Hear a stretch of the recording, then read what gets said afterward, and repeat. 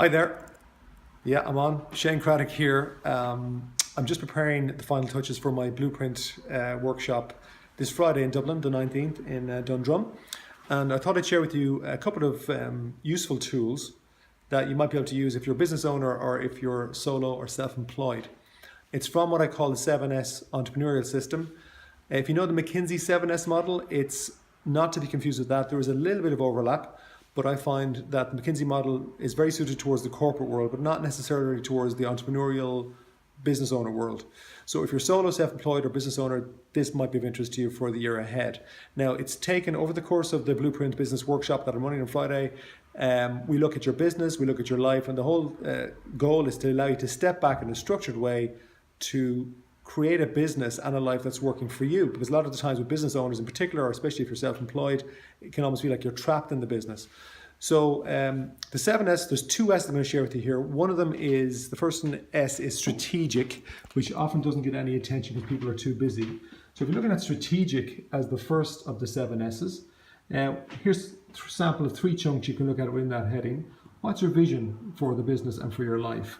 So you put the two of them together and looking out over the years to come, what does success look like for you, and to actually craft a meaningful vision of success for yourself.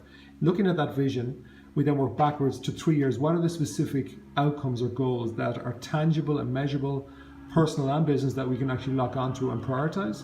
And then also, if you have a team, or even if you don't necessarily have a team, it's important to look at the culture of the business that you suppose you want to design, even in terms of the kind of people that you associate. If you're outsourcing, what kind of people are you with? But if you do have a team, then what kind of people do you want to kind of cultivate in the business? And sometimes that means getting rid of some people, moving them on, or changing positions, or else bringing in new talent, new attitude. So that's the strategic S. So a second S I want to share with you is skills. Now, if you look over here, you'll see 2 lines, and we'll say this line represents here, this line represents there. So here's where you are today, and there represents something better for you in the future. The gap between here and there is what I would call skill. So there's something you need to learn or do differently, or perhaps hire in differently, to get from here to here. So for example, when a business is first starting, if here is no sales, the first skill you probably want to learn is selling. And so we have to sell to get to there. Now, as the business starts to grow, other skills become necessary. For example, we need to understand financials, then we need to understand marketing, we might need to understand how to manage or lead people. So business is all about skill, just like sport. So 4 areas you might consider within the skill areas. Well, what training do you need this year? What are your learning goals? Or if you have people around you, what's their training needs for the year ahead? We always need to be kind of growing. Also within that, do you need to have mentoring or coaching to help people accelerate their development? Coaching is not just for people who have problems. Coaching for me, what I've seen over 20 years of my experience, is that the A players get the most from coaching and mentoring because they're built to learn. So just consider that. And then also, what's your plan for your team? Do you have it written down? How will you measure it?